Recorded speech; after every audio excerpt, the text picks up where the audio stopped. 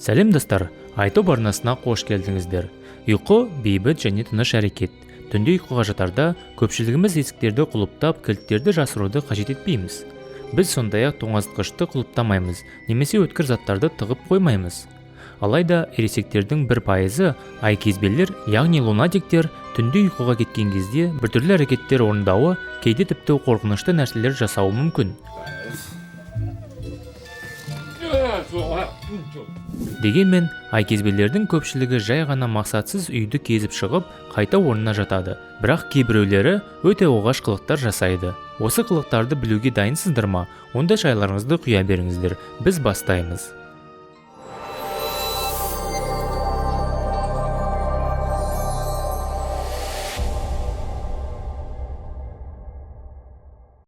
Шешіну. Көпшілік алдында жалаңаш қалу көбіміздің түсімізге кіріп жатады. Алайда айкезбелердің басына мұндай іс шын өмірде түсуі мүмкін.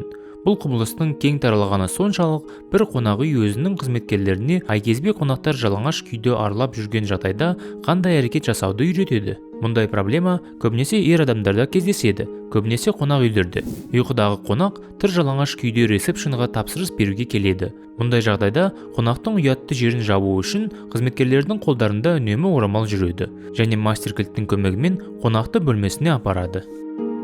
Тым көп сөйлеу. Бір жағынан алып қарар болсақ, адамдардың барлығы ұйқы кезінде сөйлейді. Кейбір адамдардың өздерімен түгелдей әңгіме дүкен құратын кездері болады. Ұйқы кезінде сөйлеу немесе сомнилоквия ояу адамдар үшін сандырақ болып естілуі мүмкін, бірақ айкезбелер үшін бұл құбылыс қисынды болып табылады. Сомнилоквия айтарлықтай зиянын тигізбесе де, науқасты ыңғайсыз жағдайға қалдыруы мүмкін. Ұйқы кезінде сөйлеу тұқым қуалауы мүмкін. Сондай-ақ, бұл құбылыс ұйқының қанбауынан, күйзелістен, есірткі және арақ-шарап қолданғаннан туындайды. Зерттеушілер адамдардың көпшілігінің ұйқыда жатып сөйлеу кезінде боғауыз сөздерді көп қосатынын байқаған. Шығармашылықпен айналысу. Шабыттың ессіз күйде келетіні рас сияқты. 2015 жылы 13 жасар қыздың ұйқы кезінде пианино ойнап тұрғаны бейнеге жазылып алынды.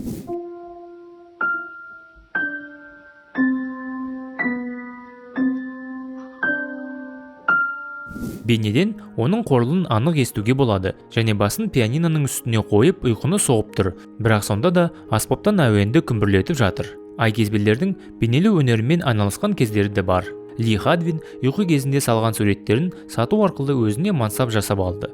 Ол ояу шақта қолынан сурет салу келмейтінін, бірақ терең ұйқы кезінде өнер туындысын жасай алатынын айтады. Сондай-ақ, таңертең бұл ісі туралы ештеңе есінде қалмайды екен.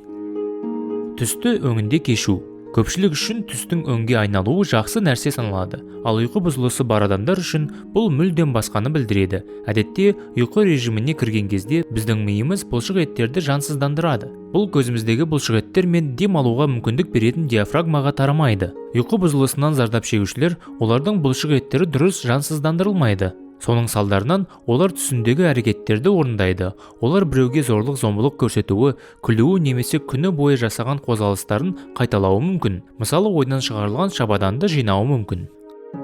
Қарулы тонау. 2007 жылы Мария Хадсон теледидар алдында ұйықтап кетеді. Содан кейін ол қолына қызғылт резеңке қолғабын, ал басына колготка киеді. Ол 10 минут ішінде жергілікті дүкенге кіріп, 30 сантиметрлік ас үй пышағын шығарып, жаңа ғана көрген фильмдегі Брэд Питт секілді ақша бер деп айғайлайды. Екі полиция қызметкері өзін ұстап, қарусыздандырып, Мария дүкеннің еденінде жатқан жерінен оянады. Ол не болып жатқанын өзі түсінбеді. Алайда медициналық сарапшылар оның бұл әрекетінің эпилепсияның әсерінен болған ессіз автоматизм екендігіне сенді.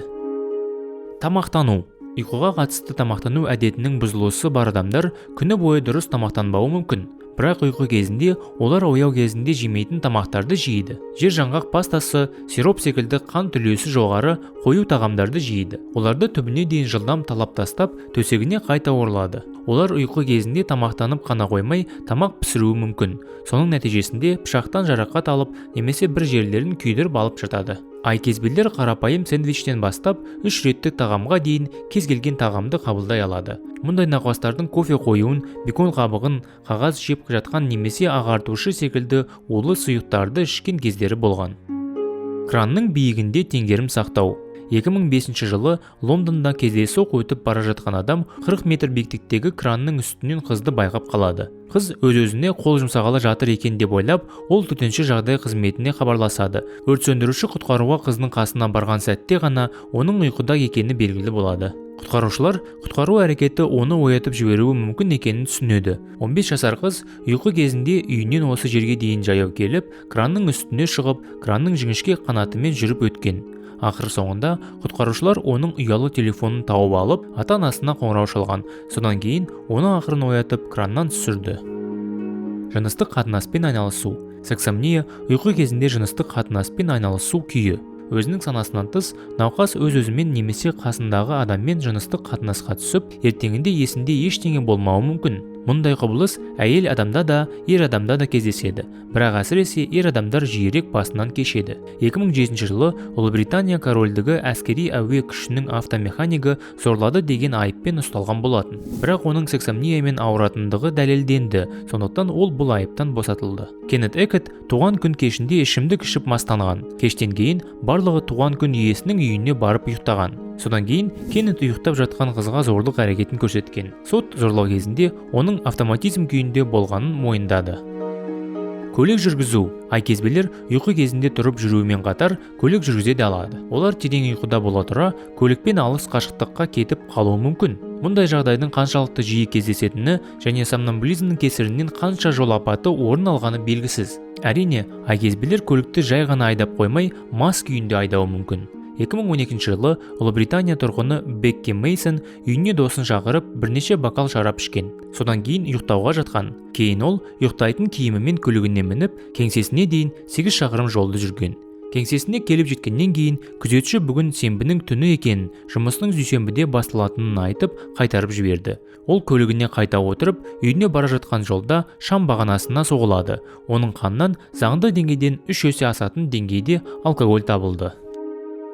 Адам өлтіру. 2009 жылы Брайан Томас әйелін тұншықтырып өлтірді, бірақ ол сотта кінәсіз деп табылды. Томас 50 жыл бойы қорқынышты түстер көріп, қиналып келген.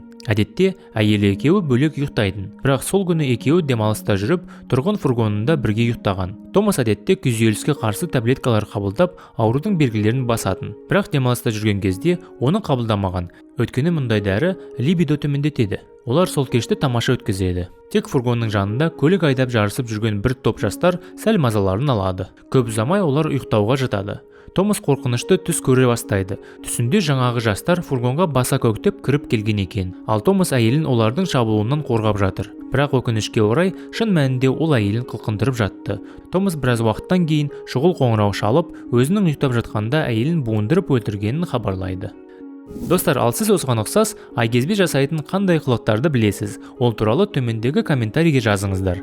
Осымен болды. Достар, егер сізге бейне ұнаса, лайк қойыңызды және видеомен бөлісуді сұраймын. Келесі естіскенше аман сау болайық. Әрдайым сіздермен бірге Айт топ арнасы.